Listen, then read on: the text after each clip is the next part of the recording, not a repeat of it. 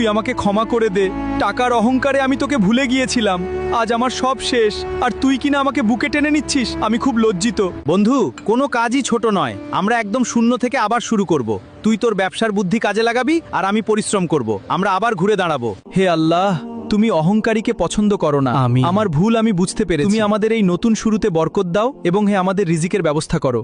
পেঁয়াজ, তোর এই চায়ের দোকানের রেসিপিটা দারুণ। আমরা যদি এই চা পুরো শহরে প্যাকেজিং করে বিক্রি করি, তবে খুব তাড়াতাড়ি আমরা বিশাল বড় কোম্পানি দাঁড় করাতে পারবো। আমাদের এই নতুন ব্যবসার চা এখন পুরো শহরে ভাইরাল। বন্ধু, তোর সততা আর আমার পরিশ্রমের নেই আজ আমরা এত সফল হতে পেরেছি। আমাদের আর পেছনে তাকাতে হবে না।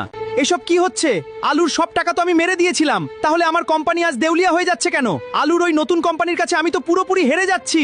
মিস্টার কমলা, আপনি জালিয়াতি করে আলুর সব সম্পত্তি দখল করেছিলেন। আজ আপনার সব জালিয়াতি ধরা পড়ে গেছে। আদালত আপনার সব সম্পত্তি বাজেয়াপ্ত করার নির্দেশ দিয়েছে। আপনি শেষ। আলহামদুলিল্লাহ, আজ আমাদের নতুন ফ্যাক্টরির উদ্বোধন হলো।